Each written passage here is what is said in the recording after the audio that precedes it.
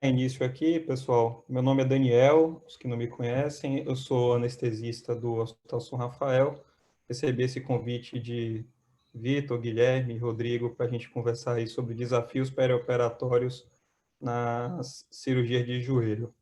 Tema que eu acho bem interessante, eu sou entusiasta aí de Quadril. ultrassonografia, de bloqueios regionais. Estão ouvindo bem, né? Tá, o áudio tá bom. Tá bom? Beleza. Tá bom.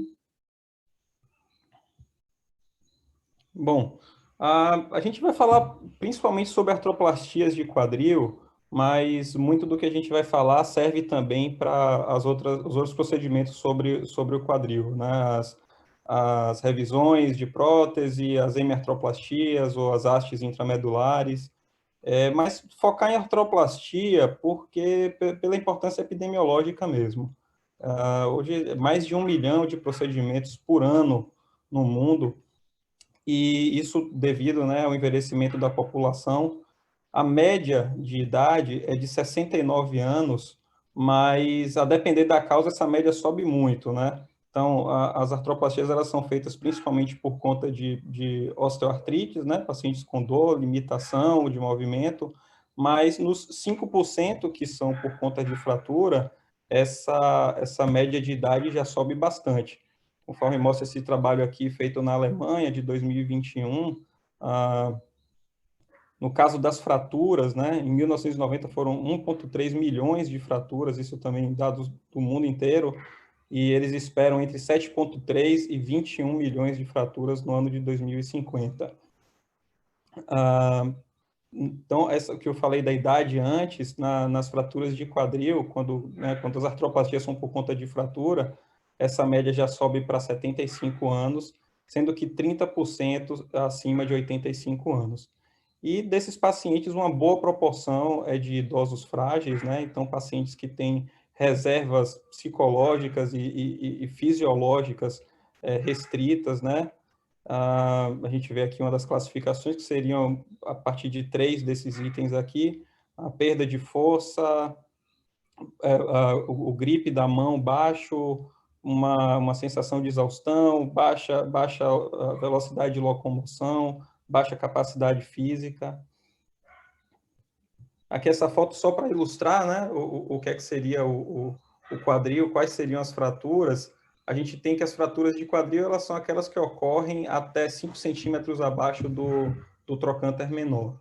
Abaixo do trocânter seriam as subtrocantéricas, aqui as intertrocantéricas, entre o trocânter menor e o trocânter maior, e aqui as fraturas de colo de fêmur. Dentro do perfil demográfico, as mulheres elas acabam sendo mais acometidas, né, principalmente por conta já que são fraturas osteoporóticas, e isso representa um custo muito alto. Hoje, já dentre as fraturas osteoporóticas, a fratura de fêmur elas correspondem a cerca de 50%, e nas mulheres pós-menopausa, teve um estudo que eu vi que os custos hospitalares eles já eram maiores do que o de infarto e o de CA de mama, quer dizer, um número bem grande. Normalmente são pacientes com múltiplas comorbidades, disfunção renal, polifarmácia, ou seja, uma chance alta aí de acúmulo de medicações por conta da disfunção renal, uso de medicações para depressão e outros problemas comuns à idade. A mortalidade, ela chega até 30% nos pacientes mais idosos, e 50% vão precisar de uma assistência por um período mais longo. Então, os custos, eles não são só do momento do intra-hospitalar, mas também até esse retorno para as atividades habituais, de fato. Então, por conta disso, né, existe uma pressão para algumas sociedades, elas vêm se debruçando para desenvolver protocolos multidisciplinares de condutas para conseguir tornar os internamentos mais rápidos, menos custosos e com menos complicações, né? A gente fala bastante sobre os protocolos da Sociedade ERAS, esse daqui foi publicado em 2020 com as recomendações ERAS para a cirurgia de quadril. Esse daqui é de um grupo que, inclusive, inclui o pessoal da John Hopkins também, que foi publicado na Anesthesia Analgesia em 2019. Já esse outro guideline aqui de 2021 na anestesia, de um grupo de anestesistas britânicos e irlandeses.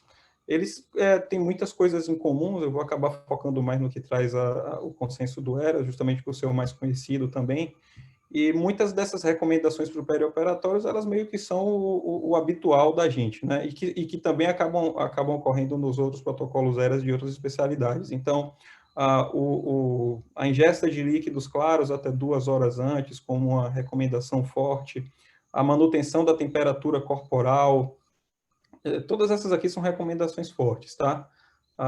O manejo da anemia antes da cirurgia, né? Hoje a gente ouve falar muito nos protocolos de patient blood management. Então, você, pelo menos nas cirurgias eletivas, você levar esses pacientes com a hemoglobina otimizada, já que espera-se uma perda de até 2,5 pontos de hemoglobina, principalmente nos pacientes de fratura. A manutenção da euvolemia, né? Isso, a depender do paciente, das comorbidades dele, isso vai acabar determinando o quão invasivo a gente vai ser nessa monitorização, mas basicamente a monitorização é não invasiva na maioria das vezes. E a profilaxia de náuseas e vômitos, que vai depender também dos fatores de risco que o paciente apresente. Um ponto interessante é o uso do ácido tranexâmico, que já está muito bem estabelecido na cirurgia de quadril, um alto grau de evidência, uma recomendação forte. Tem muito trabalho realmente, mas eu não consegui achar ainda uma estratégia fixa em termos de posologia e via de administração. Tem trabalho falando de aplicação in situ, regimes com 1 grama antes da cirurgia e também uma dose de reforço no pós-operatório. Isso eu não consegui achar ainda um consenso. Talvez o Herman possa ajudar a gente aí pelo volume com que ele trabalha, depois ele fala da experiência dele.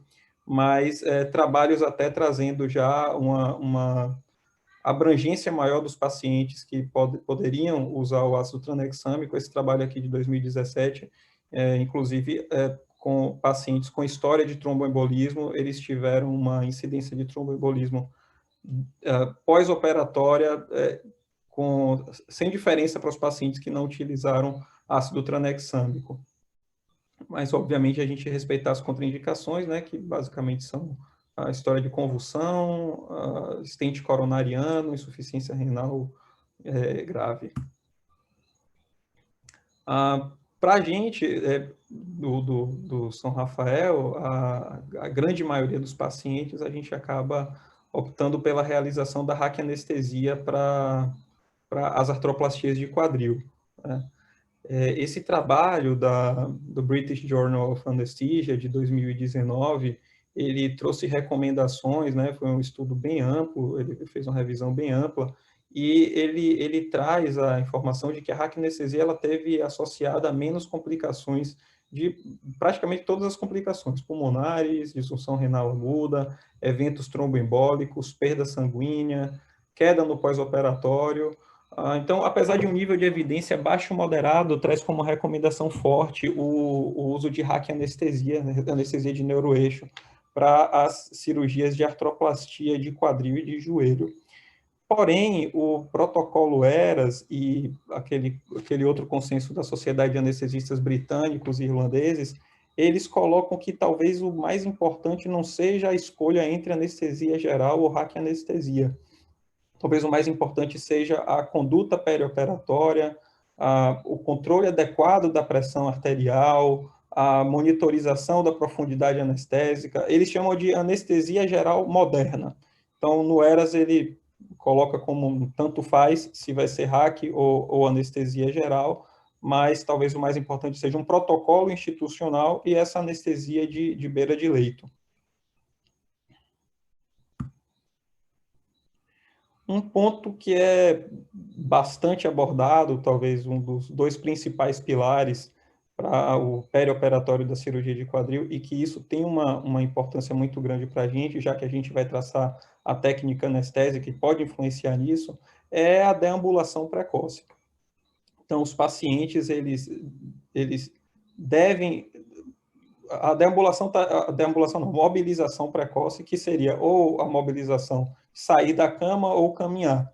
Isso, o quanto antes esses pacientes conseguirem realizar isso, maior a chance deles terem uma alta precoce, né? Uma alta mais rápida. Esse trabalho aqui, de 2014,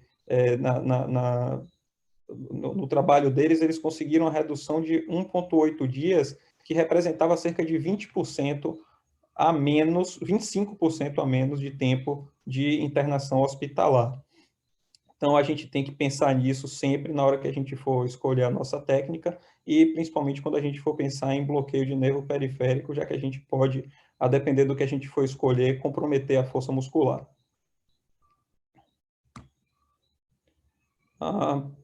O controle de dor seria aí esse outro pilar fundamental que todos esses protocolos abordam, né? E por que tratar com tanta ênfase do controle de dor, dessa analgesia multimodal desses pacientes? Os pacientes submetidos à artropatia, como eu falei, eles precisam de uma mobilização precoce, logo que possível, de preferência nas primeiras 24 horas, e também realizar fisioterapia precocemente.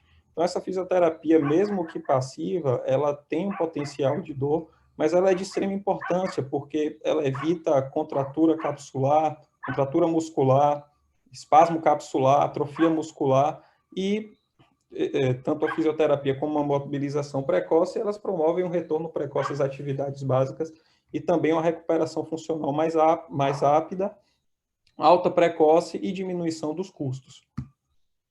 A dor mal controlada, ela está relacionada também a delírio. Então, a dor por si só já é um fator de risco para delírio, que é um dos principais fatores que impedem a deambulação precoce. Deixa eu ver aí uma roda, né? A dor mal controlada, levando ao delírio, diminuindo a chance de você ter uma deambulação precoce. Além disso, a dor mal controlada ela leva à imobilidade, que pode trazer ilho, complicações trombóticas e respiratórias, aumento do tempo de internamento, maior custo, pior experiência do paciente. E o paciente que não tiver uma analgesia multimodal adequada, ele pode precisar de um uso aumentado de opioides, que a gente sabe que, principalmente nos pacientes idosos, ele pode trazer diversas ocorrências, né? Os pacientes, eles têm uma prevalência maior de doença renal, são pacientes que têm polifarmácia, então podem estar usando benzodiazepínicos ou outras medicações que aumentem o risco de interação com opioides, levando à sedação, hipoxemia, broncoaspiração e a pneumonia. Tem trabalho que chega a associar opioide com delírio, mas eu não sei se essa associação é associação que já está com muita força, não. E também náuseas e vômitos, e um problema que eu pelo menos vejo bastante aí nos Estados Unidos, de adição aos opioides, né? Esse trabalho da British Journal de 2018, ele teve uma incidência, foi um trabalho retrospectivo com cerca de 40 mil pacientes, e a incidência era de 2% de delírio no pós-operatório dos pacientes submetidos à artroplastia de joelho e de quadril.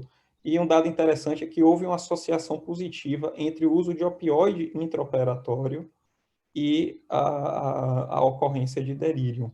Então, mais um motivo aqui para a gente pensar no quanto de opioide que a gente vai usar durante o procedimento, principalmente naqueles pacientes que forem submetidos à anestesia geral, né?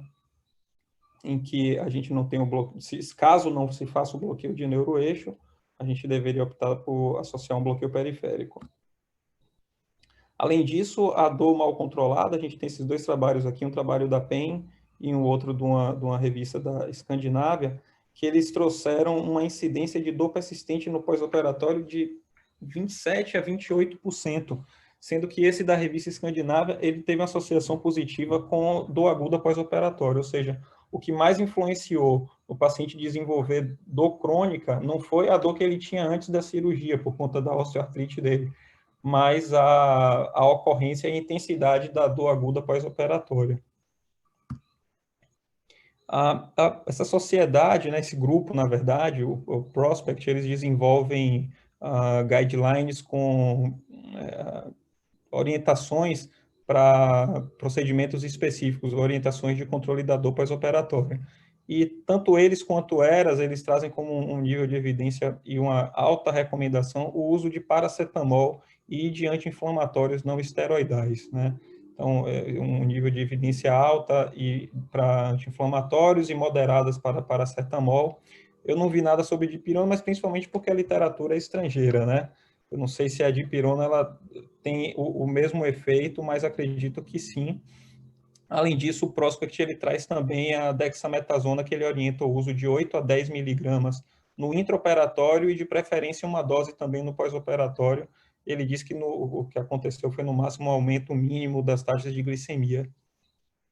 Então, essa terapia com paracetamol e anti-inflamatório, sempre que possível, caso não haja contraindicações, ela deveria ser utilizada, inclusive o paracetamol por via oral também.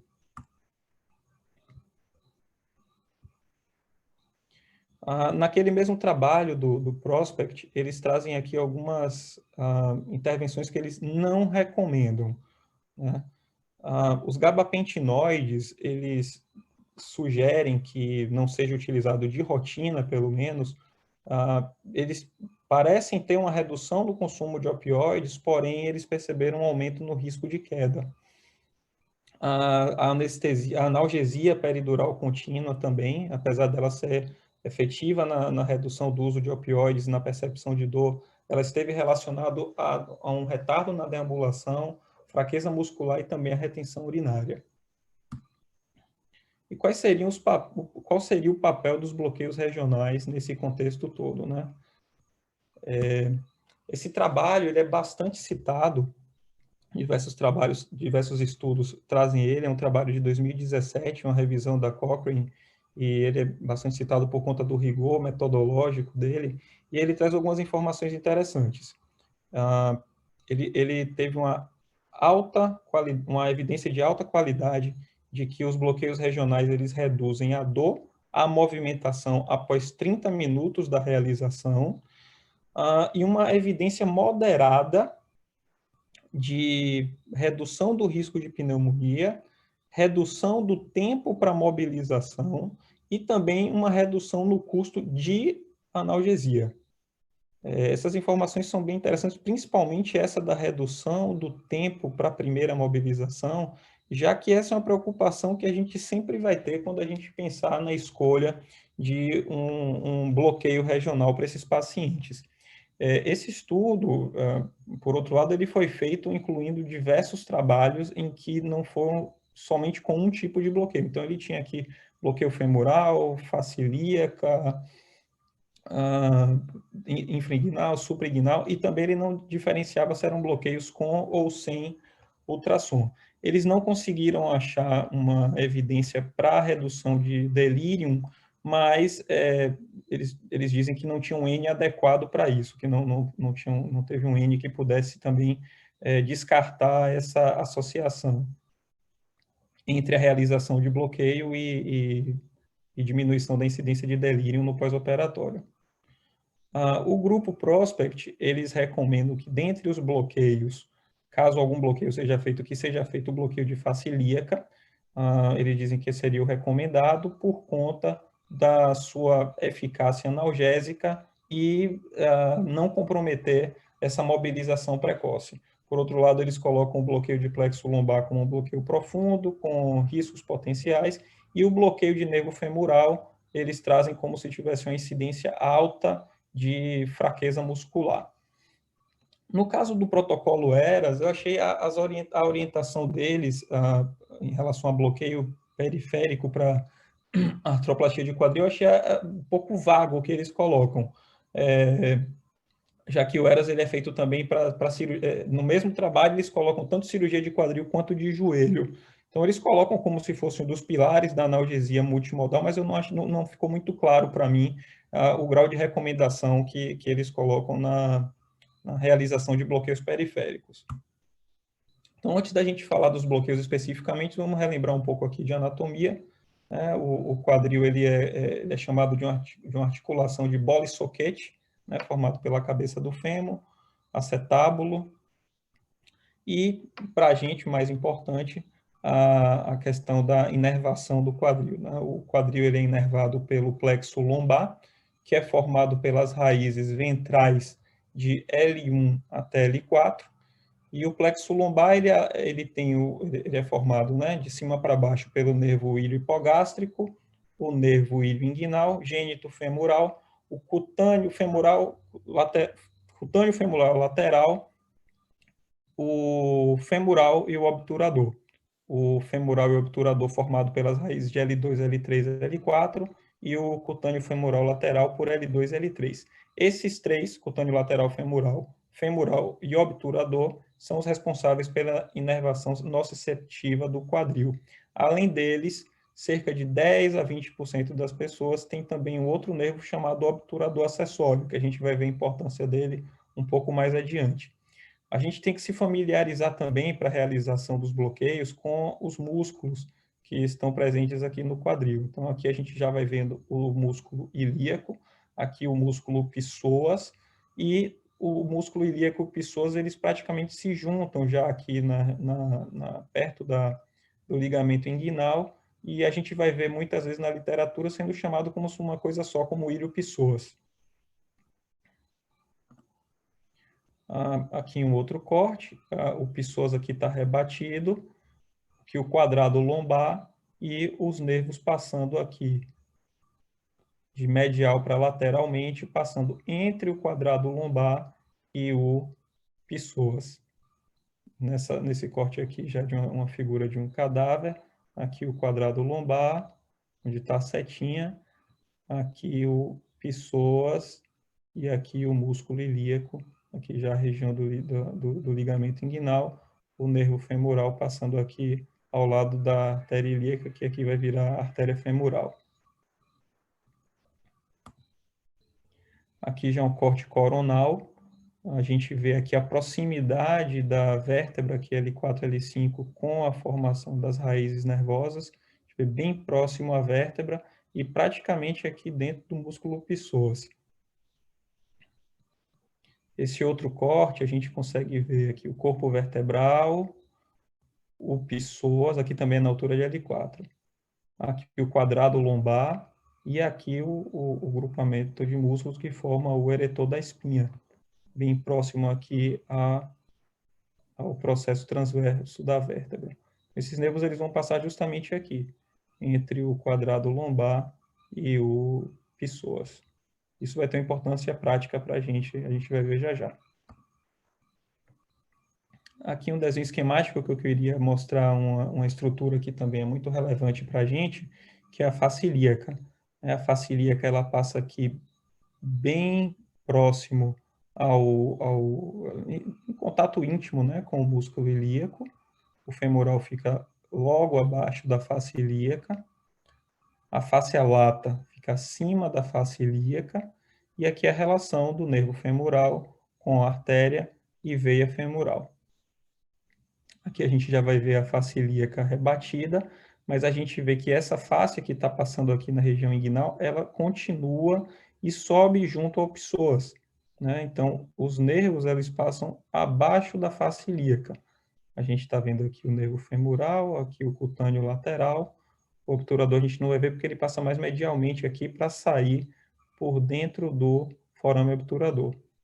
Aqui o tensor da face lata, o sartório, esse músculo que cruza aqui da crista ilíaca antero superior, vai para lá na parte medial do joelho, e aqui, nessa outra imagem, a gente já vai ver os ramos articulares dos nervos.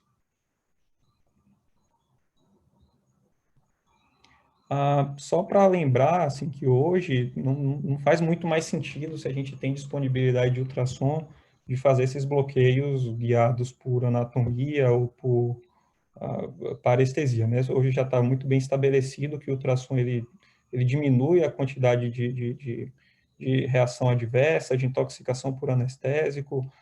Uma vez você treinado, os bloqueios eles são realizados também de uma forma mais rápida e com um decréscimo no início de ação. Isso aqui eu já falei. Vamos lá, aqui um desenho esquemático para a gente ver a inervação do quadril, a parte sensitiva. A gente vê aqui em azul a visão anterior, lateralmente inervação do femoral. A parte aqui mais clara, marrom claro do obturador, então essa parte anteromedial, a parte posterior, aqui pelo ciático, aqui também ciático, mas hoje se sabe que a densidade maior de receptores aqui é de mecanorreceptores. Por isso que quando a gente vai falar dos bloqueios, a gente acaba falando dos bloqueios de plexo lombar e não de plexo sacral, de onde se origina o nervo ciático. Aqui já nos dermátomos, a gente vê aqui em verde a área de cobertura do cutâneo lateral, esse é um nervo somente sensitivo, que pega justamente um local de incisão da maioria das artroplastias de quadril. Aqui a área de cobertura do nervo femoral em azul, e o obturador, essa área aqui marronzinha, na parte medial, indo para um pouco posterior do joelho. O obturador, ele parece que também tem alguma participação na parte medial da coxa, mas é uma participação muito errática. O obturador, ele não inerva de uma forma tão clara essa região aqui, não. Bom, então, falando aí de bloqueio de plexo lombar para cirurgia de artroplastia de quadril, a gente tem que falar do bloqueio do plexo lombar propriamente dito, né? Que eu acredito que, se não caiu totalmente em desuso, ele deva já estar muito perto disso, por ser um bloqueio profundo. Então, pelo menos para essas cirurgias, a gente tem alternativas que são mais rápidas e mais seguras.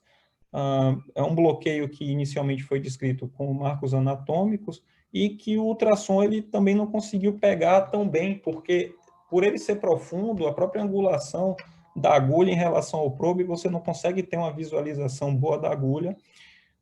É um bloqueio que, caso tenha alguma lesão vascular, não é facilmente compressível a região, e ainda existe descrição do anestésico, ele acabar pegando raízes ali na região peridural ou até subaracnoide, né? Pelo menos tem descrição disso. Além de que a disseminação contralateral dele pode aumentar a chance de fraqueza, de hipotensão,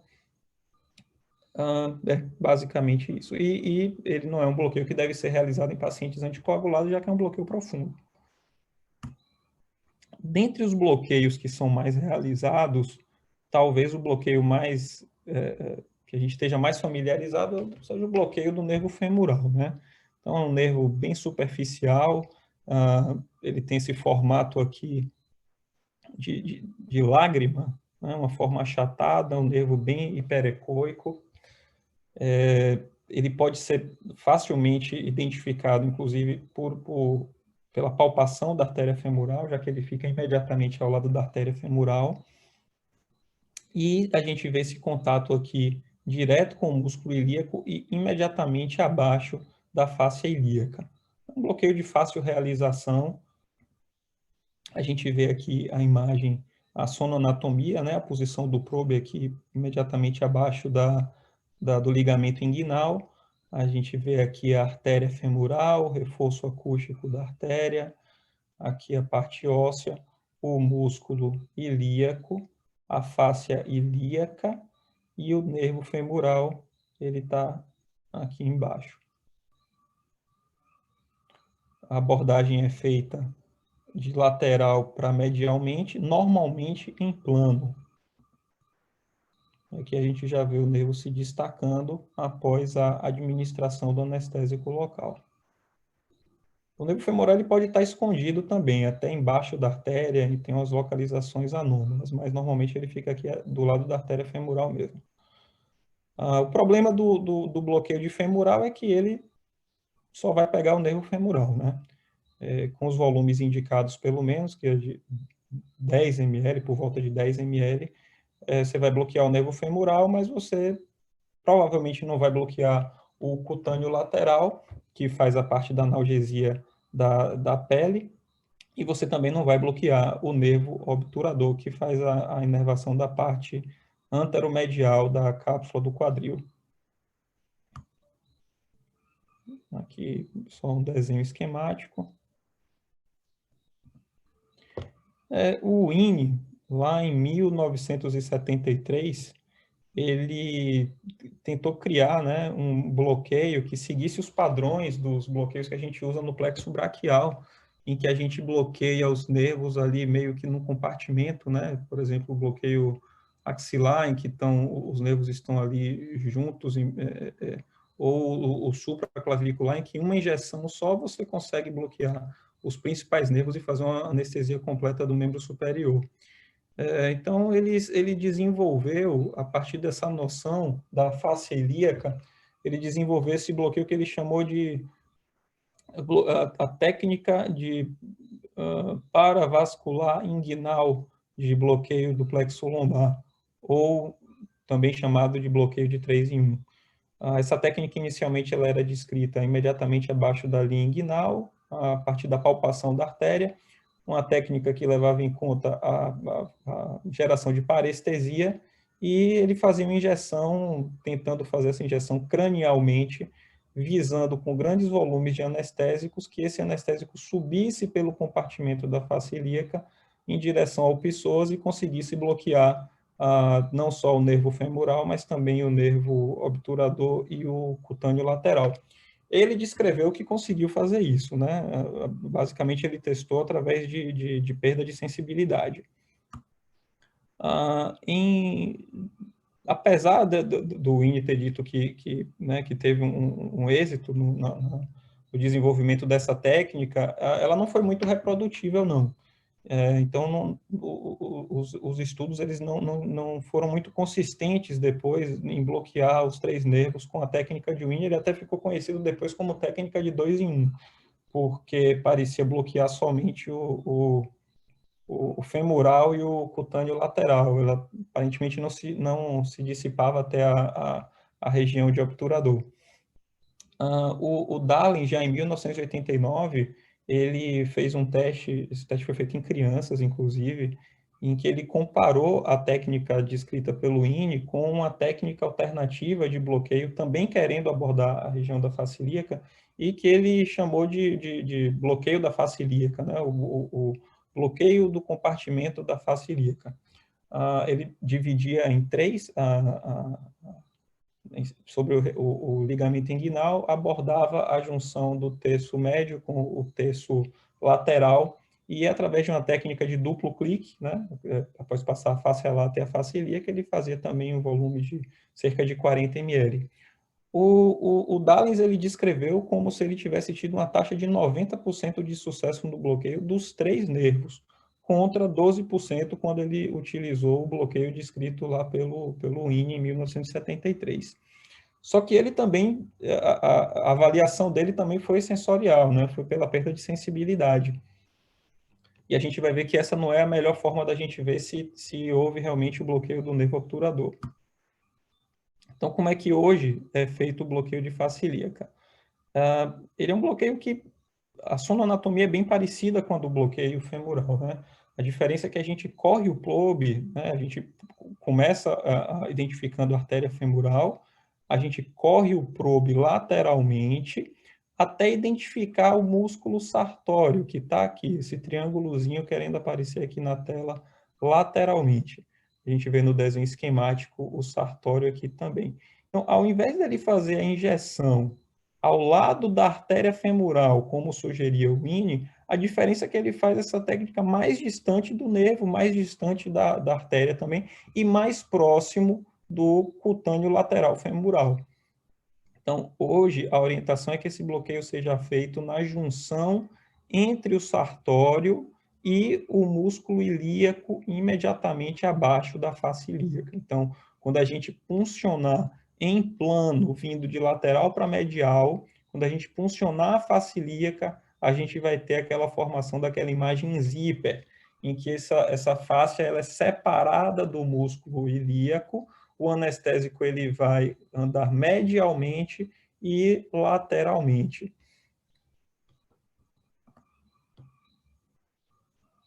E assim, o bloqueio de face ilíaca, depois disso, eu acho que ele é um dos que tem mais trabalho mostrando que ele é um bloqueio efetivo no controle de dor, na diminuição do VAS e até na mobilização precoce dos pacientes, né? A gente tem aqui trabalhos randomizados, né? Esse aqui mostrando a redução do consumo de opioide, e esse aqui de 2020, da Journal of Clinical Anesthesia, mostrando inclusive uma redução da incidência de dor pós-operatória, de dor crônica pós-operatória, que a gente viu lá antes, né, que tinha trabalho mostrando até 27, 28%. Esse trabalho aqui foi um trabalho randomizado e ele mostrou uma redução, né, estatisticamente significante aí da incidência de dor crônica pós-operatória dos pacientes que se submeteram ao bloqueio de face ilíaca após a fratura de fêmur, né, cirurgia de artroplastia por conta de fratura de fêmur. Porém, né, tanto o INE quanto o Dallins, a gente viu lá antes, eles documentaram essa efetividade do bloqueio dos 3 nervos a partir de ausência de nocicepção não, de insensibilidade local.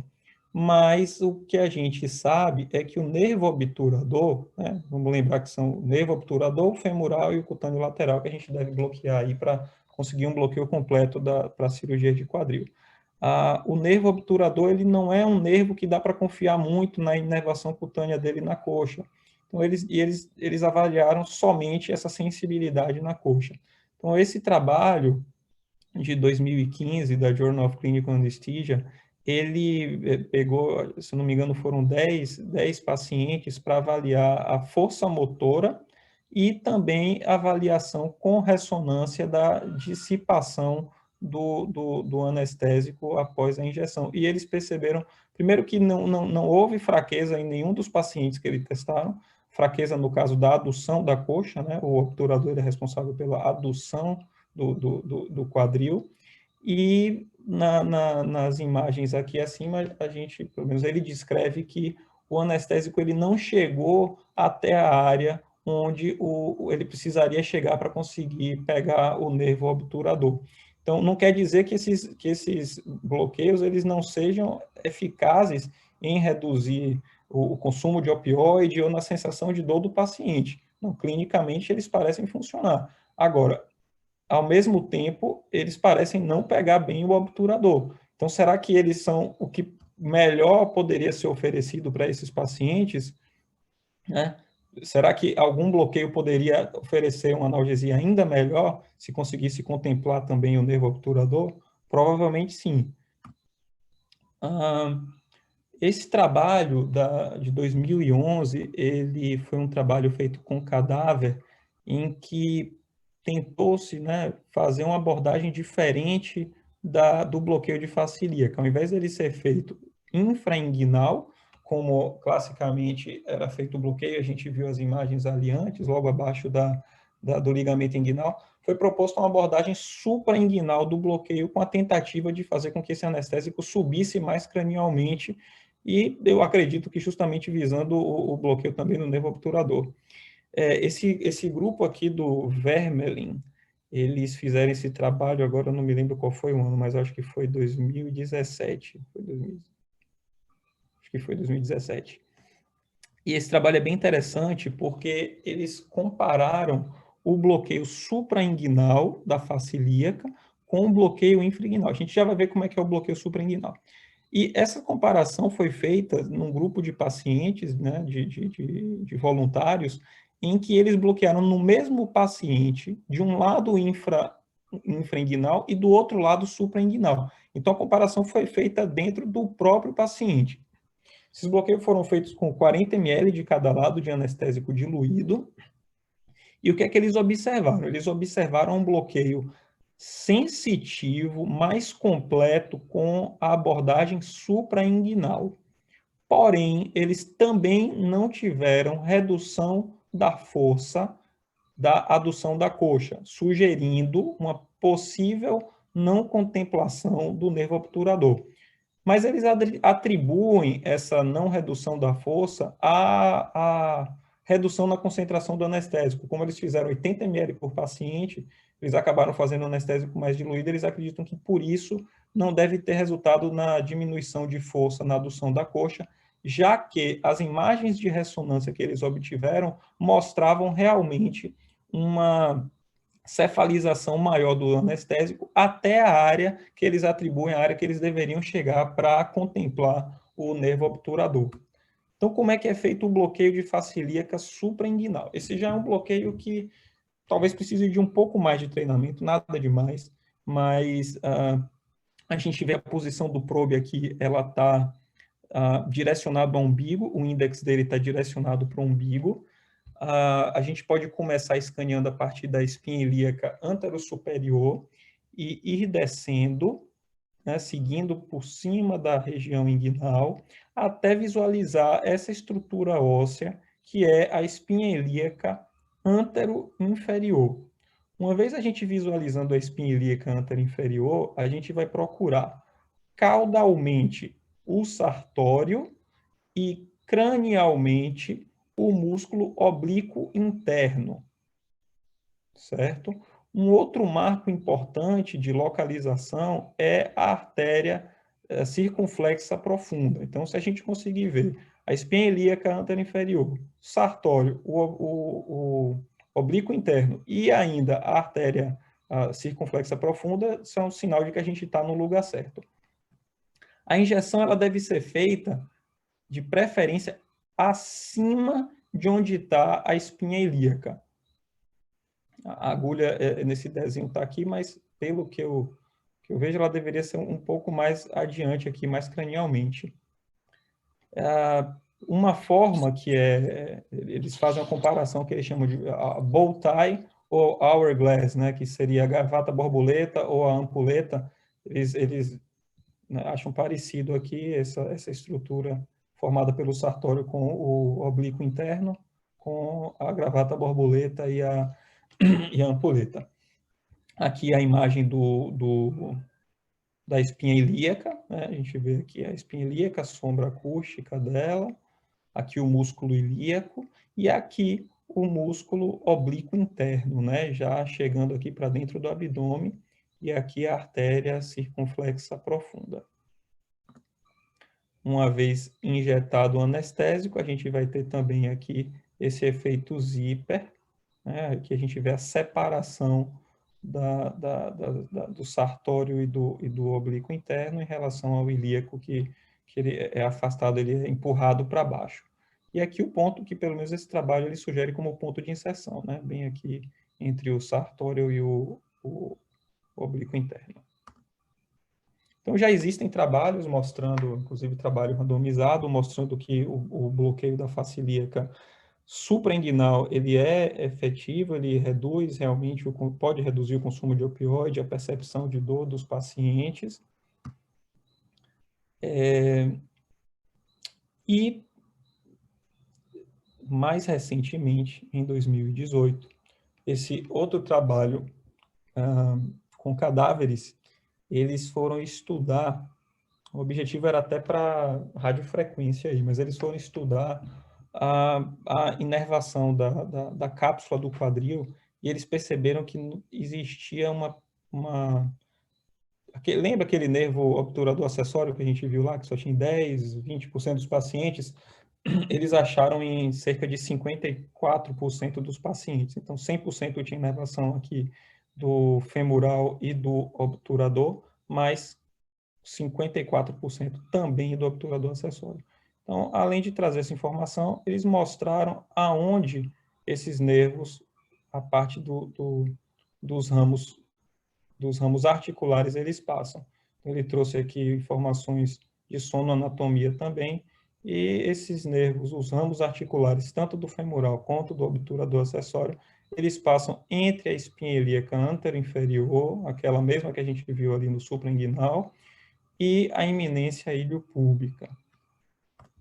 Essas informações, né, dessa provável relevância do nervo obturador acessório associado a insucesso relativo dos outros bloqueios para contemplar o nervo obturador, talvez tenha levado ao desenvolvimento desse bloqueio, que é o mais recente desses que a gente falou até agora, ele é de 2018, que é o PENG Block. PENG vem de Pericapsular Nerve Group Block, certo? E o trabalho dele foi feito com 5 pacientes com fratura de quadril, e em todos os pacientes ele teve uma redução significativa da dor, cerca de 30 minutos após a realização do bloqueio, e essa redução foi importante não só em repouso, quanto em movimento, e ele considerou uma média de 7 pontos na melhora da escala visual analógica de dor, enquanto os trabalhos que eu li dos outros bloqueios era normalmente cerca de 3 pontos a redução, 2, 3, 4 pontos de redução. Então, ele considerou positivo esse dado, né, de 7 pontos na melhora, traz essa relevância também de serem ramos articulares, ou seja, ramos sensitivos somente, mas a gente tem que lembrar que ele também não contempla o cutâneo lateral femoral. E o próprio autor, ele traz essa informação que não é possível também dizer se ele contempla os ramos do nervo obturador, porque isso dependeria de uma dispersão mais medial até o plano subpectíneo, que já fica bem medialmente. Nessa imagem aqui a gente vê melhor. Então, a posição do probe também aqui, a gente pode começar na região inguinal, identificar a artéria femoral, e eu acho que facilita quando a gente faz um tail down aqui, acho que é tail down que chama, a gente virar o probe um pouco, direcionando o feixe de ultrassom em direção à cápsula do quadril. Eu tenho experiência de conseguir visualizar melhor essa imagem aqui. E aí o que a gente procura é justamente a espinha ilíaca anterior-inferior, a eminência iliopúbica, o músculo ilíaco e essa imagem bem hiperecoica, que é a imagem do tendão do psoas. Esse músculo aqui, ele já é naquela altura que o psoas e o músculo ilíaco ele ficavam bem juntinhos. E aqui o músculo pectíneo, os ramos articulares do obturador, eles passam aqui nesse plano abaixo do músculo pectíneo. Aqui um desenho esquemático de onde seria feito a deposição do anestésico no bloqueio do PENG Block. Um bloqueio também feito em plano, tá? A gente vê a agulha aqui buscando essa região abaixo do tendão do psoas. Quando o anestésico for depositado aqui, esse tendão ele tende a subir e o anestésico se dissipar lateral, mas ele tem que se dissipar também medialmente. A gente está vendo aqui que esse bloqueio está sendo feito com um probe convexo, né? O bloqueio de face ilíaca infrainguinal, o femoral, e o de face ilíaca suprainguinal também, eles podem ser feitos com o probe, o retilíneo, né, de alta frequência. O PENG Block ele também pode ser feito com o probe retilíneo, mas nos pacientes com mais panículo, talvez o probe convexo ele seja mais adequado, porque já é um bloqueio que ele é um pouco mais profundo. Vou tentar agilizar aqui os ramos articulares. E o PENG, ele faz o anestésico depositado aqui justamente abaixo aqui desse tendão. Lembrar que a gente tem que bloquear também o nervo cutâneo lateral quando for fazer o PENG, porque ele não é contemplado. Então, se a abordagem for lateral, a abordagem cirúrgica for lateral, a gente não pode esquecer de bloquear o cutâneo lateral, que fica aqui entre o músculo sartório e o tensor da fáscia lata. Ele se fala que ele fica parecendo com um olho. Aqui não está aparecendo muito não, mas realmente às vezes ele fica parecendo como se fosse uma bolinha hiperecoica dentro de um espaço preto, fica parecendo com um olho mesmo. A gente vê aqui a imagem do sartório, do tensor da fáscia lata. Esse bloqueio a gente tem que descer um pouquinho caudalmente o probe, a gente sai da região inguinal, a gente desce aí uns 2, 3 centímetros, fica mais fácil para identificar as estruturas. Então, tem alguns trabalhos já mostrando que o PENG Block ele pode reduzir o consumo de opioides e o VAS dos pacientes, né? Aqui, esse trabalho ele foi uma revisão de diversos artigos e mostrou aí que foi eficaz o PENG-Block. E esse trabalho é o mais recente, infelizmente eu não consegui acessar ele, é de agora de 2021, em que ele compara justamente o PENG e o facilíaca suprainguinal. São esses bloqueios mais novos e, segundo esse trabalho, que foi um trabalho randomizado, duplo cego, né, um ensaio clínico, houve uma equivalência na analgesia do PENG, comparado com o bloqueio da facilíaca suprainguinal, porém uma menor incidência de bloqueio de quadríceps e de adução da coxa com o PENG. Porém, isso não influenciou no tempo de mobilização e de alta hospitalar.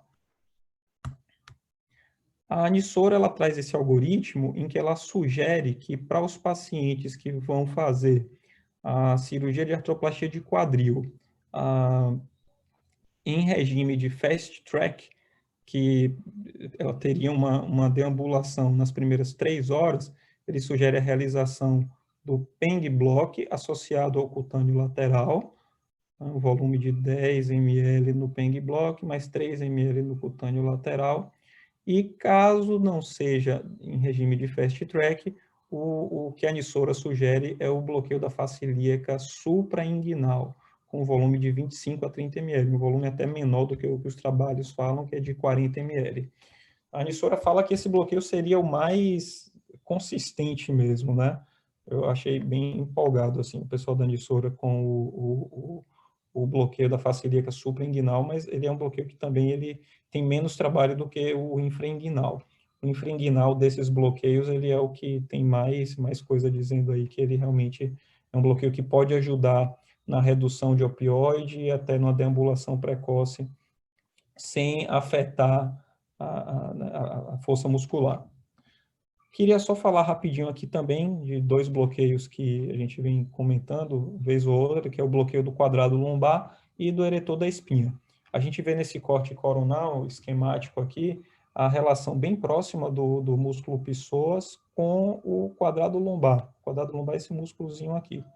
E aqui atrás o eretor da espinha. Então a gente vê que eles estão todos bem próximos aqui o psoas bem colado no corpo vertebral e o quadrado lombar e o eretor da espinha bem próximos aqui ao processo transverso, e é justamente aqui que o plexo vai ser formado. O quadrado lombar ele é dividido em tipo 1, tipo 2 e tipo 3, que vai depender de onde esse anestésico é depositado. O tipo 1 é também chamado de lateral, que seria esse daqui, que ele é mais para cirurgia de abdômen inferior. O posterior, que é esse daqui, que é realizado na parte de trás do quadrado lombar. E o anterior, ou transmuscular, que é o tipo 3, a abordagem é feita de posterior para anterior, né? E o anestésico é depositado justamente aqui entre o quadrado lombar e o psoas. A gente viu lá naqueles cortes anatômicos e naqueles esquemas que é justamente onde esses nervos vão passar entre o quadrado lombar e o psoas. Aqui também um bloqueio que ele pode ser feito com probilina EA, mas muitas vezes a gente vai precisar lançar mão de um transdutor de baixa frequência, porque são estruturas mais profundas. A gente vê aqui a vértebra, né? Aqui o periósteo, a sombra da vértebra, aqui o grupo do eretor da espinha, o quadrado lombar e o músculo psoas.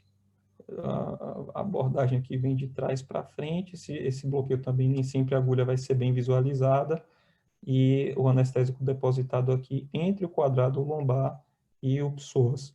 O probe está colocado aqui logo acima da crista ilíaca, tá? Então, aqui, bloqueio do quadrado lombar na abordagem transmuscular ou anterior.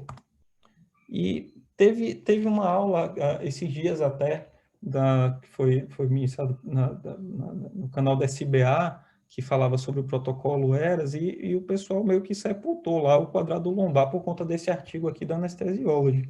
Só que me chamou a atenção que nesse artigo da Anesthesiology, eles trazem o quadrado lombar pela via posterior. E trabalhos anteriores, como esse daqui de 2019, eles tiveram um resultado muito bom com esse bloqueio sendo feito pela via anterior, e que é a via que, pelo menos na minha opinião, faz mais sentido, né?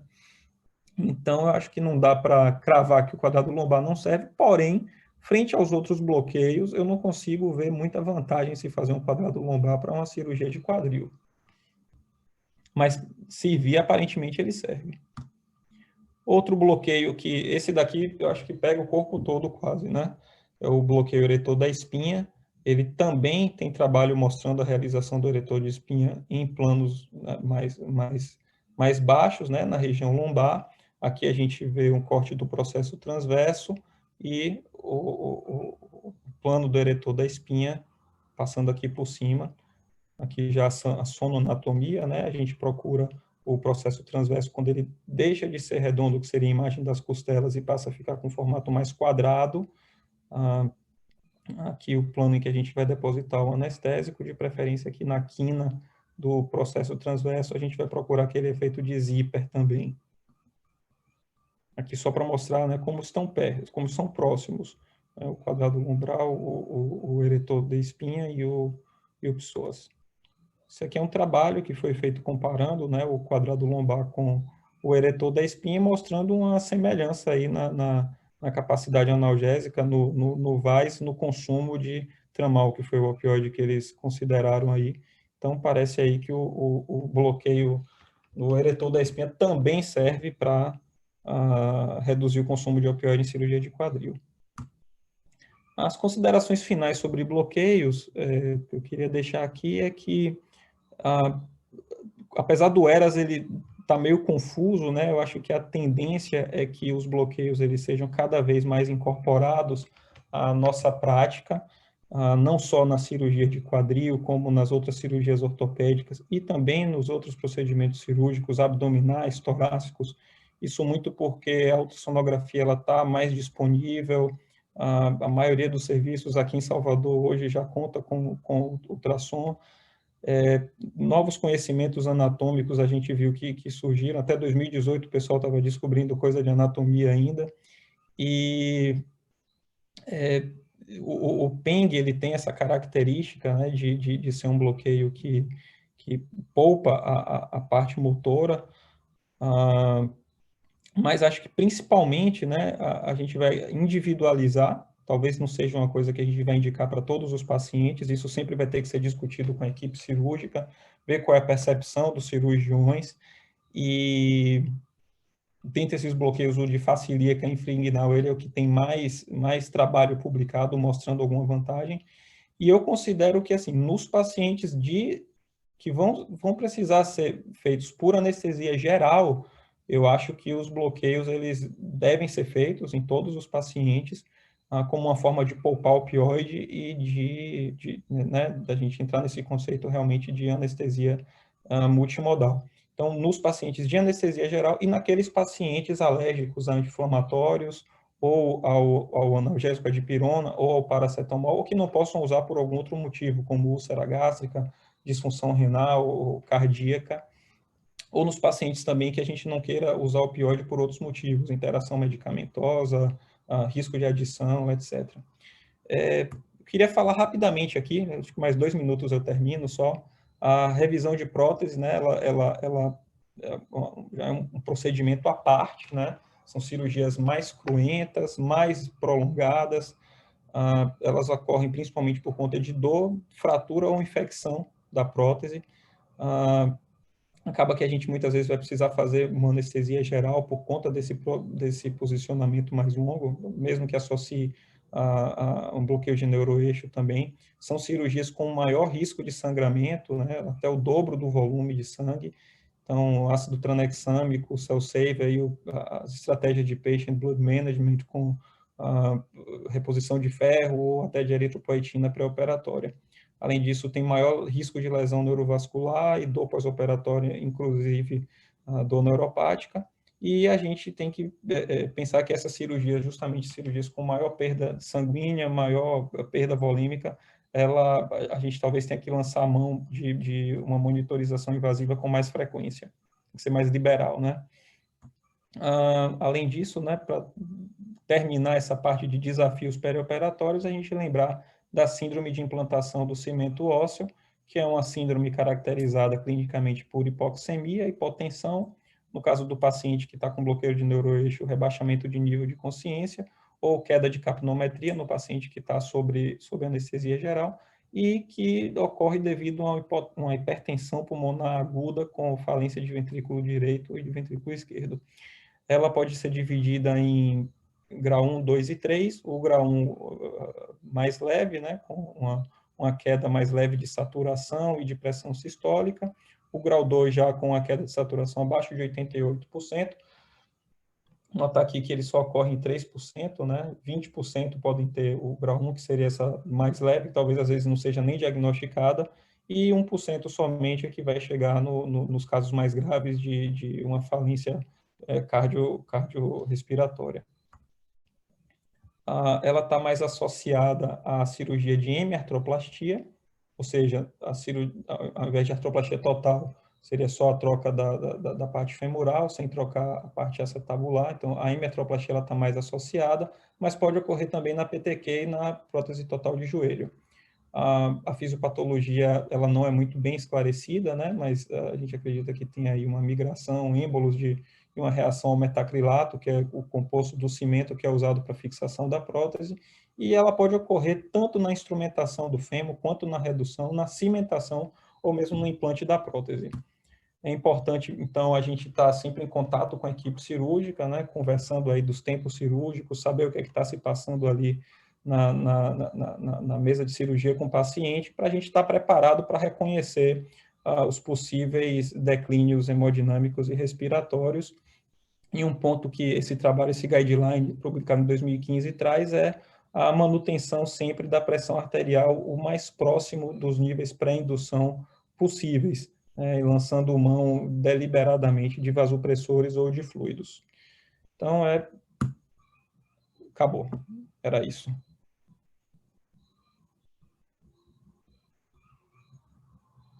Alô? Parabéns, uma aula bem completa aí.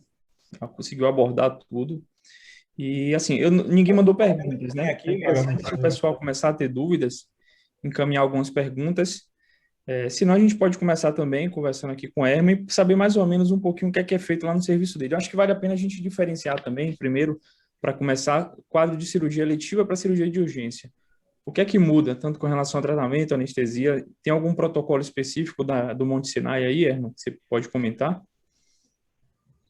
Primeiramente, parabenizar aí o doutor Daniel. Rapaz, sobre manejo anestésico de cirurgia de quadril, talvez a melhor aula que eu tenha visto aí nos últimos anos, e tanto que se fala de cirurgia de quadril. Parabéns, muito legal mesmo. Obrigado. Passando pelos princípios anatômicos, né, todas as técnicas de anestesia regional do bloqueio periférico, muito legal mesmo. Aqui, a gente até tem muito caso de fratura de quadril, e não existe assim um protocolo formal, engessado, porque os quadros acabam sendo muito variados, os pacientes eles são muito variados, né? E o que acontece é que, na maioria dos casos, os pacientes eles já estão internados por alguns dias, e nesse meio tempo, a clínica médica do hospital já tenta otimizar o status clínico desses pacientes. E geralmente a interconsulta da anestesia ela é solicitada de forma precoce. Então, a anestesia acaba vendo os pacientes também para ajustar algumas coisas, tentar otimizar o que for possível no período pré-operatório. No manejo intraoperatório, a técnica anestésica principal ela vai depender muito de como o paciente está, do estado clínico dele, das comorbidades, do status de anticoagulação ou não, se permite um bloqueio de neuroeixo ou não. Mas, normalmente, os bloqueios de analgesia, eles são baseados nas técnicas regionais e das opções que o Dr. Daniel citou na aula dele. Aqui, a gente dá muita preferência para o bloqueio de face ilíaca suprainguinal. A gente acha que funciona muito bem, tem um inconveniente do bloqueio motor, mas, em comparação com as outras técnicas, é o que tem um potencial analgésico bem grande.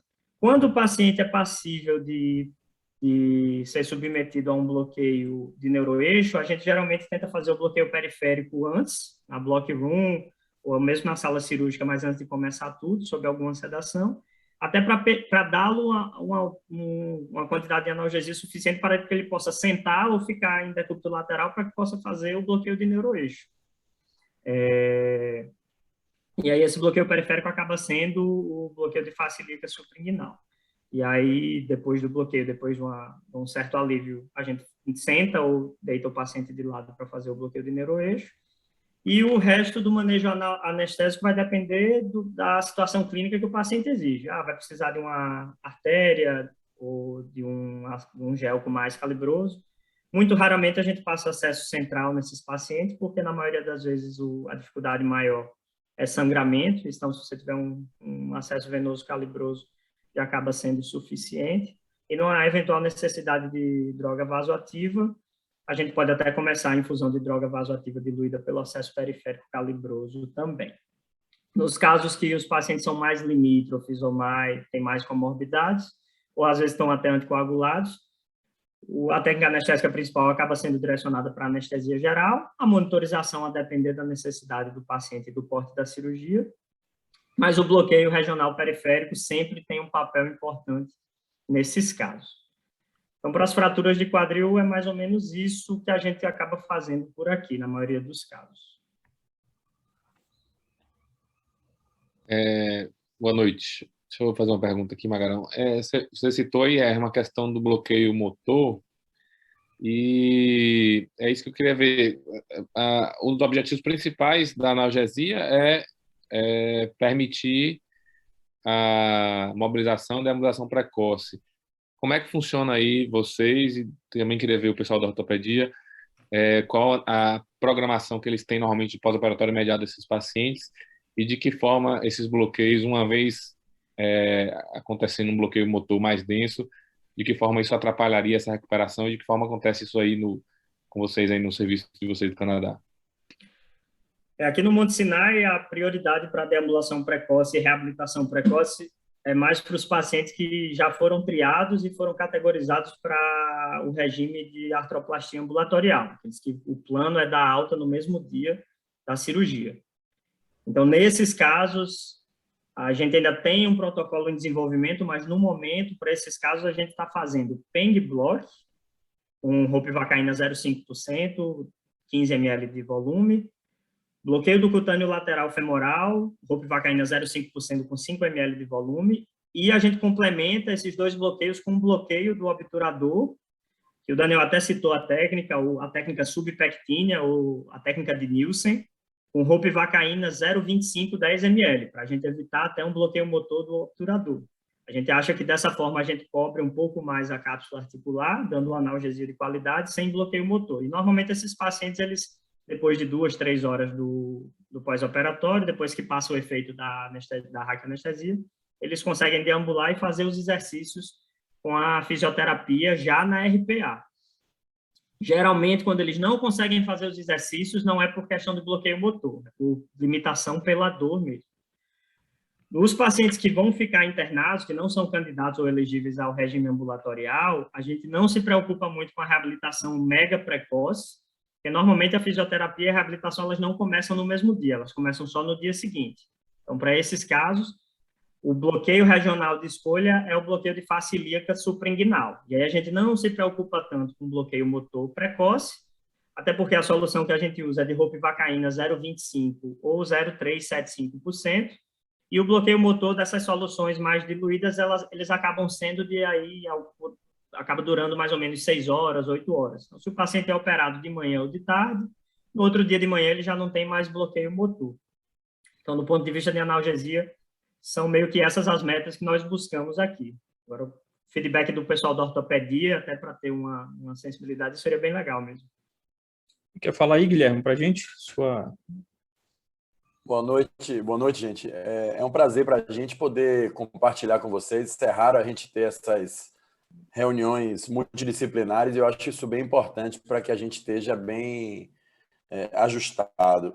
Eu queria só falar uma coisa em relação à dor pós-operatória. Eu já discuti isso com o Alexandre várias vezes. Alexandre era um entusiasta da anestesia geral para prótese de quadril e eu acho que para os pacientes que vão ter alta precoce isso é uma coisa bem legal, porque realmente o bloqueio motor nos atrapalha demais na reabilitação desses pacientes. Eu vivi um fellow nos Estados Unidos e eu acho que nos Estados Unidos essa sede por liberar o paciente no mesmo dia tem um pouco de merchandising, porque eu acho que não muda muito a evolução natural do paciente que sai com 24 horas, que sai no outro dia, que tem muito mais segurança do que sair no mesmo dia. Isso eu acho que tem uma conotação muito mais de vender uma simplicidade e uma, sei lá, eu acho que acaba minimizando um pouco essa cirurgia, que é uma cirurgia de grande porte. Existiu essa ênfase grande quando começou a cirurgia minimamente invasiva do quadril e agora começa a tomar um tamanho normal de internação, que é mais ou menos 24 horas. Graças a Deus, a gente tem uma média de internação hoje na cardiopulmonar de 2 dias para artroplastia total do quadril. Então, eu não me preocupo muito com essa maneira de ter que dar alta no mesmo dia. Eu quero que meu paciente ande com 12 horas de operado, isso eu quero. E realmente, às vezes, os bloqueios de nervo femoral atrapalham a gente. Hoje mesmo eu tive uma discussão com o Daniel e isso nos pacientes mais, não estou dizendo idosos, mas com mais idade, a gente encontra alguma dificuldade. Em relação à parte técnica de artroplastia, eu vi um dos slides que não foi muito valorizado, mas eu acho que a via de acesso tem muito a ver com a dor pós-operatória. Eu vivi uma época que... Vou colocar aqui, Guilherme, eu acho que... Não, eu vi seu slide, mas é que você só não chamou atenção. Esse aqui? É porque eu abri a tela para olhar todo mundo. Ah, tranquilo. Não, tranquilo, eu acho que você abordou, mas repare, tem uma divisão muito grande, uma separação muito grande. Se você faz via posterior, ou via lateral, ou via anterolateral. A via lateral direta de Hardinge é uma via muito mais dolorosa, porque você mexe com o aparelho abdutor do quadril. Você tem que tirar uma lâmina óssea e tira quase metade do glúteo médio. Isso, o paciente tem uma marcha claudicante por insuficiência, ele tem dor na região trocantérica. Eu já faço via posterior há pelo menos 20 anos, e a via posterior você só corta o psoas e os rotadores curtos. Você não toca no glúteo médio. As fibras do glúteo máximo, elas são divulsionadas no sentido delas. Então, a dor pós-operatória caiu vertiginosamente. Quando você compara, por que a prótese de joelho, em geral, é mais dolorosa do que a prótese de quadril? Na minha concepção, utilizando a técnica clássica do joelho, a posterior do quadril, é pela isquemia. Uma das coisas que mudou muito nossa dor no pós-operatório no joelho, eu faço quadril e joelho, é operar sem garrote. 2 horas de isquemia faz diferença. Faz diferença. E realmente eu não tenho sentido necessidade no joelho dos catéteres. Mas voltando um pouquinho para o quadril, eu acho que a via de acesso para a definição de você fazer ou não bloqueio é uma coisa importante negociada com o cirurgião. Na via posterior, vocês falaram muito de bloqueios que acometam a cápsula. Eu faço normalmente uma capsulectomia para evitar impacto femoroacetabular. A infiltração pericapsular com a via posterior, eu acho que é uma excelente opção. Eu tenho algumas dúvidas em relação a... Eu queria perguntar para a Erma se nos Estados Unidos, nesses pacientes jovens que vão fazer alta precoce, digamos assim, eles usam pregabalina pré-operatório para tentar diminuir um pouquinho esse limiar de dor. Essa é uma pergunta. A gente já falou um pouquinho, os pacientes anglo-saxões, Estados Unidos, Canadá, eles se operam de artrose muito mais precocemente que no Brasil. Então, a gente tem candidatos para artroplastia ditas leves, muito menor aqui do que lá. Eu acho que essa pode ser uma diferença também. Então, uma das perguntas é essa. Outra das perguntas é o seguinte, Erma, esses pacientes que saem no mesmo dia, eles não usam dreno, né? Vou começar respondendo pela segunda pergunta. Não usam dreno. Não fica nenhum dreno. Isso. Tá. E eles usam pregabalina? A pregabalina ela foi usada como protocolo no serviço que eu estou hoje há mais ou menos 3 anos e ela foi descontinuada porque a incidência de efeito colateral estava sobrepujando o potencial benefício analgésico. Ninguém notava que esses pacientes iam melhor do ponto de vista de controle de dor pós-operatório, e muitas vezes a alta da RPA era retardada porque a sedação era muito grande. Então, isso foi feito por um tempo e depois foi descontinuado porque se analisou que não valia a pena utilizar nem gabapentina nem pregabalina.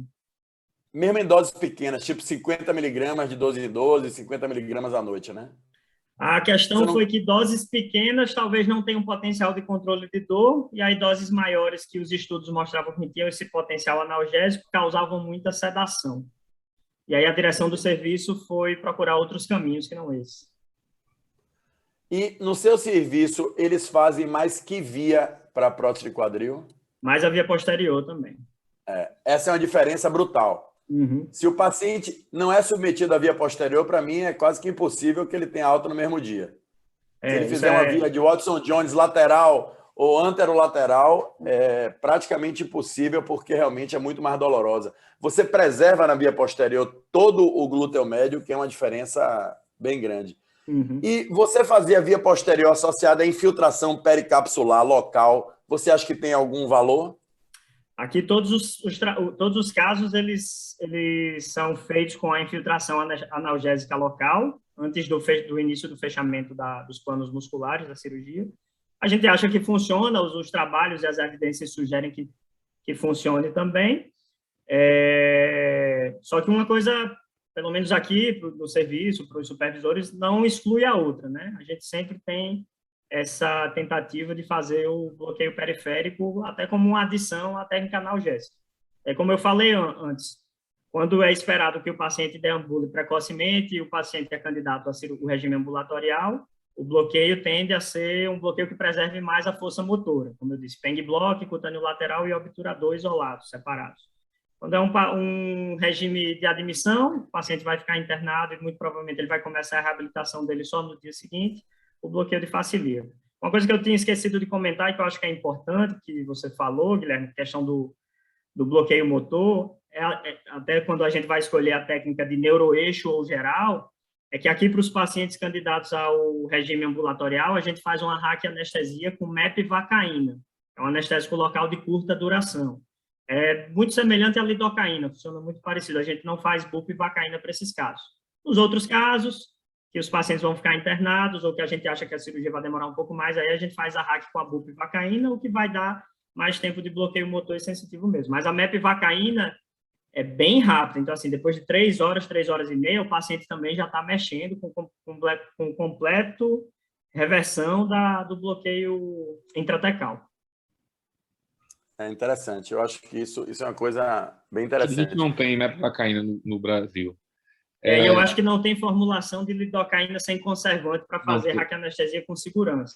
Uma opção, às vezes, é reduzir a dose da bupivacaína, mas aí você tem que ter uma confiança muito grande no tempo cirúrgico, né? Vai durar aquele tempo mesmo para a gente calcular a dose, não vai ter nenhum imprevisto, não vai ter nenhuma possibilidade, que às vezes é algo que é difícil de prever mesmo, né? Ô, Herman, e no PENG com ropivacaína 0,5, você falou, vocês não tem bloqueio motor do femoral, não? Como é que...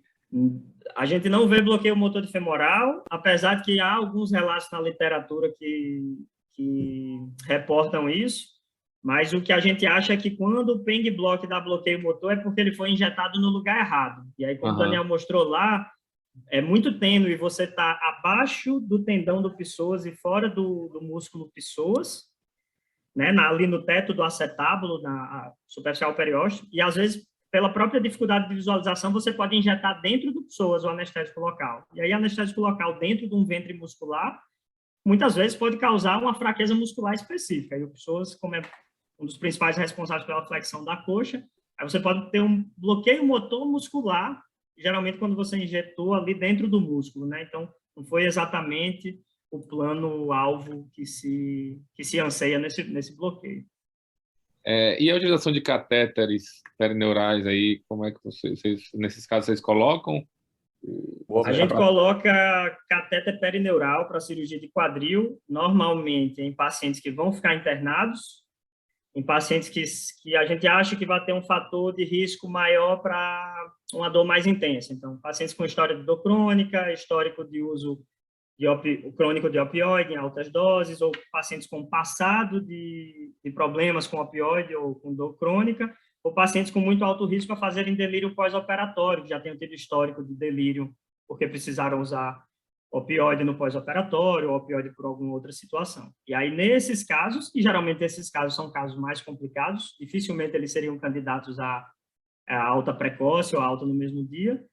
Então, eles vão ser aqueles pacientes que o bloqueio que a gente vai optar por bloqueio periférico é o bloqueio de face ilíaca suprainguinal. E aí, nesses casos, em alguns casos que a gente vai ter que ter um potencial de dor maior, a gente sim passa o catéter para analgesia contínua periférica, e aí o catéter também no plano da face ilíaca suprainguinal. E nesses casos, vocês deixam uma infusão contínua ou faz um repique? A gente faz uma infusão contínua. A tendência nossa aqui de bloqueio de catéter perineural em membro inferior é colocar o catéter no pós-operatório. Então, como a gente tem a block room e tem sempre um fellow da regional cobrindo a block room, a gente faz os bloqueios single shots e a raquianestesia, o bloqueio neuraxial antes da cirurgia. A gente já tentou botar muito catéter perineural antes da cirurgia também, mas tem duas limitações. Uma é o tempo, que a gente demora mais para passar o catéter, e às vezes o overlap da sala é bem rápido, e aí a sala fica esperando para você terminar esse procedimento. Então a gente acha que tem, assim, às vezes não vale a pena ficar atrasando a sala. E outra é porque muitas vezes a gente passou o catéter antes, e aí, às vezes, no final da cirurgia, a equipe cirúrgica vai tirar os campos são aqueles autoadesivos, e às vezes gruda no curativo do catéter e traz o catéter junto. E aí você acaba tendo que passar o catéter de novo no pós-operatório. Então, a gente deixa para passar os catéteres, na maioria dos casos, no pós-operatório, quando é membro inferior. E aí, já na RPA, passou o catéter, a gente já conecta a bomba de infusão com a infusão contínua, normalmente com uma solução de ropivacaína 0,2%. Geralmente, a taxa de infusão gira em torno de 5 a 7 ml hora. Normalmente, esses volumes eles são suficientes para dar uma analgesia bem boa. Boa noite. Parabenizar a Rose Valente, foi realmente muito boa. Eu tenho duas dúvidas para tirar com o Herman. Uma é no contexto daqueles pacientes da fratura de quadril, que tem múltiplas comorbidades, normalmente cardiopata, várias outras coisas. Vocês têm utilizado de rotina algum monitor de débito cardíaco na intenção da otimização hemodinâmica e do controle volêmico? Porque uma angústia que a gente carrega é a incidência relativamente alta de insuficiência renal pós-operatória, que a gente sempre fica na dúvida se um manejo anestésico um pouco diferente poderia diminuir. Aí eu vou responder um pouco, até baseado na minha prática, no que a gente fazia lá no Brasil.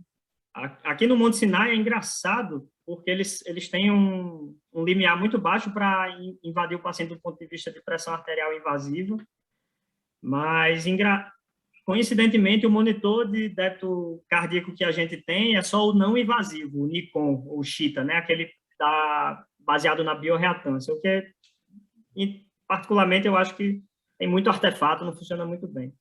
No Brasil, eu acho que sim. Eu acho que esses pacientes com muita comorbidade, geralmente fratura de quadril, um caso mais agudo, que não deu tempo de otimizar clinicamente muito bem, dificilmente você não pega uma artéria nesses casos. E aí, em questão de invasividade do paciente, eu sempre penso, se você está pegando uma artéria, por que você não liga um monitor de débito minimamente invasivo nessa artéria? Para o paciente é a mesma coisa, a invasividade é a mesma, o risco de complicação é a mesma. Só que é um monitor que te dá muito mais informação sobre o paciente, né? Você vai ter informação sobre a função cardíaca do paciente, débito cardíaco, a resistência vascular periférica e a volemia. Então, você tem o paciente praticamente na mão. Eu acho que sim, acho que uma vez que você vê a necessidade de um acesso arterial para o paciente, considere já, se você tem um monitor na sua instituição, um monitor de débito minimamente invasivo. Concordo com você, acho que você tem o paciente muito mais na mão e consegue refinar muito mais as metas hemodinâmicas dentro daquele perioperatório. Entendi. Obrigado. A outra dúvida é se você tem experiência com adjuvantes nos bloqueios, tipo dexmedetomidina, corticoides, se você usa alguma coisa além do anestésico local. Sim, adjuvante é engraçado, se você for olhar as recomendações do FDA, só existem 2 adjuvantes que eles recomendam, a buprenorfina, que a gente nem tem injetável no Brasil, e morfina pela questão de ser um adjuvante neuroaxial.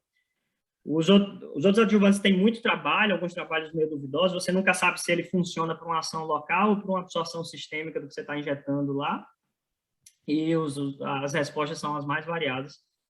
Eu diria que, baseado em alguns estudos mais recentes, com a metodologia bem boa, e na minha própria prática individual, dexametasona e dexamedetomidina são muito bons.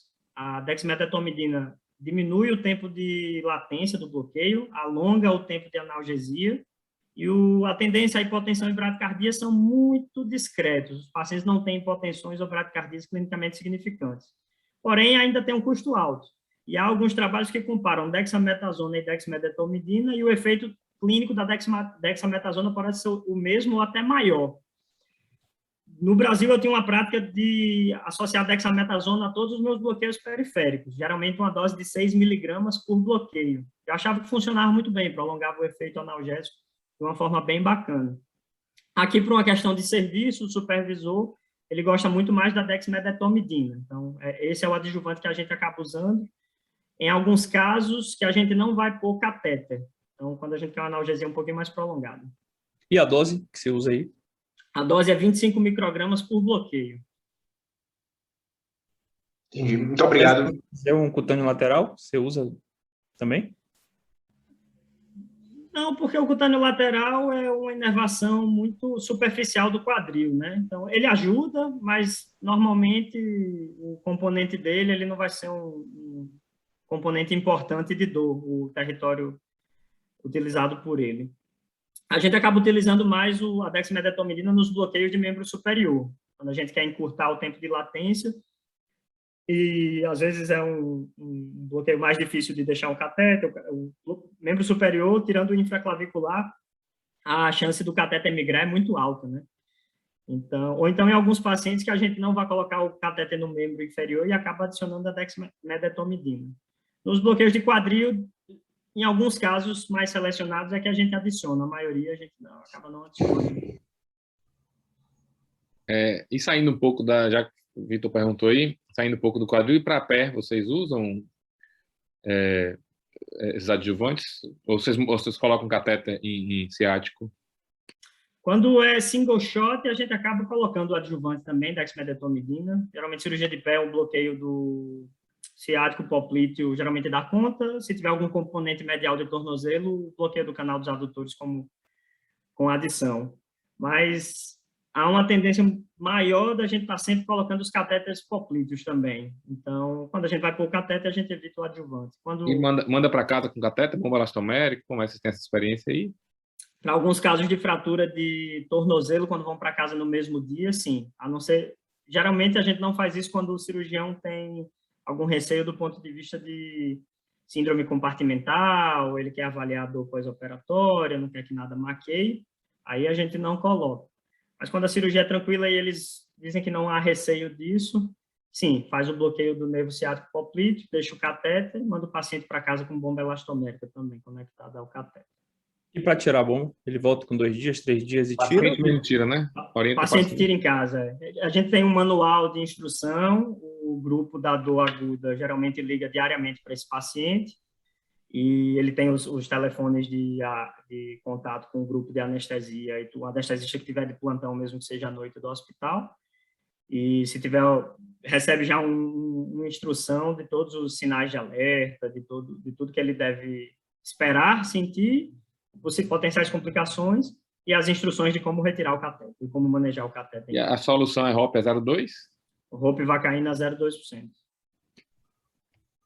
E opioide neuroeixo, tem quanto tempo que você não faz aí?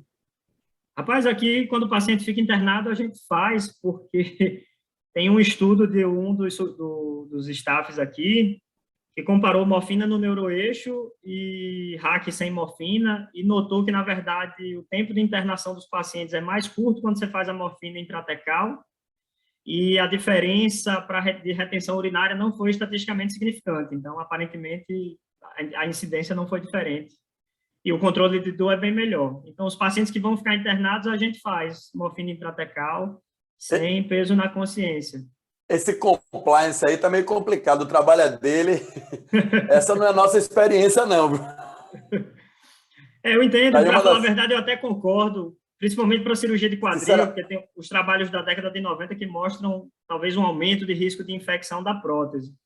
Eu acho que se você tem uma opção analgésica pós-operatória boa, que não envolva opioide intratecal, né, você pode até evitar, para evitar a retenção urinária e a necessidade de cateterização. Tá aí uma das coisas que atrasa a nossa alta é opioide e neuroeixo. Sinceramente, eu pretendo não, assim, eu procuro não intervir muito na conduta anestésica, mas isso é uma das coisas que atrapalha muita gente. Eu acho que com os bloqueios periféricos acaba tendo uma opção muito boa. E aí quadril parece não precisar, né, Guilherme? Exatamente. Eu acho que a particularidade é essa aí, Guilherme. Exatamente. Pô, eu gostaria de fazer uma pergunta para o Daniel aí, com base na aula dele. É uma questão até de nomenclatura, de anatomia e de nome de técnica de bloqueio. Eu achei legal que você falou do plexo lombar, abordagem posterior. É um bloqueio que se faz aí desde a década de 70, 80. E durante algum tempo foi o padrão ouro para analgesia pós-operatória de quadril, levando em consideração os inconvenientes que você falou, bloqueio profundo, limitação do paciente anticoagulado, dificuldade técnica. Mas é um bloqueio que, com certeza, você cobre os 3 nervos que você quer, o femoral, o obturador e o cutâneo lateral, e o obturador acessório quando ele existe. E o tão moderno quadrado lombar transmuscular, você acha que é um bloqueio diferente do plexo lombar? É o mesmo bloqueio? O dinamarquês que descreveu deu sorte que ninguém conhecia um bloqueio antigo e acha que é um bloqueio novo? Ou realmente existe diferença entre esses dois bloqueios? A gente viu ali que é tudo muito próximo, né? É tudo muito próximo, então é difícil dizer que são coisas diferentes. A abordagem é diferente, mas eu acredito que os efeitos deles vão ser exatamente os mesmos. Eu acho que vem a história da ultrassonografia aí, porque o bloqueio do plexo lombar era feito, né, às cegas, usava estimulador de nervo para ver contração do femoral e tal. E aí ele, quando passou a ver ultrassom, e aí ver a anatomia do quadrado lombar, tá, mas eu acho que é mais ou menos no mesmo lugar ali, pelo menos. A impressão que... eu tenho essa opinião. Desculpe? Vocês usam aí o quadrado lombar? Muito raramente, pela questão como você falou, da limitação técnica, há uma necessidade de mudar o decúbito do paciente. Os pacientes de cirurgia de quadril, na maioria dos casos, eles são pacientes com IMC mais alto, com sobrepeso ou obesidade, então isso tudo dificulta a técnica. A gente acaba utilizando mais as abordagens anteriores, bloqueio de face ilíaca, como eu disse, faz mais sentido. Eu queria saber, Herman, devolvendo aí para você, se vocês costumam intervir nesses pacientes também quando eles chegam pela emergência. Porque a gente está falando aqui muito de perioperatório, mas falando já da sala de bloqueio, né? Do paciente que já vai para a sala de cirurgia, mas do paciente quando chega na emergência, ele é um paciente que ele vai ser mobilizado para mudar de maca, vai fazer raio-x, vai fazer outro exame, muda de quarto, e eu vi que 50%, teve um trabalho que falava até de 50% de pacientes que eles consideravam que eles tinham sido mal medicados para dor quando chegaram, e demoraram muito para receber a primeira dose de analgésico, né? Se não tem um lugar para o bloqueio já na admissão desses pacientes, não só pelo anestesista, mas também pelo emergencista. Eu passei por isso aqui em casa. Minha esposa fraturou o tornozelo. Até ela chegar no centro cirúrgico fazer anestesia, foi sofrimento. A gente quer poupar o opioide, mas o cara vai estar lá mexendo um lado para o outro e só... Isso aí é uma coisa que eu acho que tem até muito trabalho em revista de emergência, já mostrando a utilidade do ultrassom a utilização de bloqueios analgésicos guiados por ultrassom pelos colegas da emergência, né? Os países europeus, aqui nos Estados Unidos e no Canadá, existe o emergencista, e acho que isso aí é uma informação que está se disseminando, isso é muito legal. Aqui no hospital, por vezes, com muita frequência, a anestesia ela é acionada para auxiliar no controle de dor não perioperatória, nem pós-operatória, às vezes no controle de dor aguda de um paciente não cirúrgico, ou às vezes pré-cirúrgico, como é o caso das fraturas, justamente para isso. Às vezes o paciente está num sofrimento tão grande, e às vezes é um paciente idoso, muito efeito colateral com medicação analgésica sistêmica, e aí o pessoal liga para anestesia para pedir um suporte. E aí, normalmente, a gente acaba indo no leito ou trazendo o paciente para block room, às vezes o paciente nem vai ser operado, justamente para a realização de um bloqueio de resgate ou a inserção de algum catéter que vai servir aí para analgesia durante alguns dias, enquanto o paciente vai estar internado. Então, isso sim é uma prática frequente aqui, mas eu digo até que era mais frequente lá no Hospital das Clínicas. Até o ano passado eu estava trabalhando lá, depois da residência, e o Hospital das Clínicas tem um grupo de dor muito tradicional e muito bem estruturado. E, geralmente, os pacientes de dor aguda ou crônica, o grupo de dor acaba sendo envolvido quando só está em interconsulta. E a gente utilizava muito dessas técnicas de bloqueio de catéter periférico ou até neuroaxial no manejo de dores não perioperatórias, dores crônicas ou até dores agudas que não estavam ali envolvidas imediatamente no período operatório. Então, não tenha dúvida que eu acho que existe uma grande utilidade para essas técnicas também fora do centro cirúrgico. Tem uns trabalhos publicados aqui no Brasil por Imbeloni, lá quando ele estava em Goiás, que todo paciente chegava na emergência de quadril, eles iam lá, faziam um bloqueio femoral. Esses pacientes que demorariam para ser compensados, entendeu? Com melhora de dor, diminuição de uso de opioide, teve um certo impacto para esses pacientes de melhora do cuidado, digamos. Eu acho que é mais um estudo que reforça esse tipo de desfecho, né, no uso dessas técnicas. Mais alguém tem alguma pergunta, alguma dúvida? Acho que a gente está fazendo aí quase que 1h40 de sessão muito boa, muito proveitosa. A aula de Daniel realmente é excelente. Vai ficar gravada para quem quiser revisar depois, quem perdeu o início aí. E esses comentários finais com o Hermo, com o Dr. Guilherme. Se alguém tiver mais alguma pergunta, alguma dúvida, aproveitar para mandar, senão a gente pode encerrar a sessão e agradecer a participação de todos.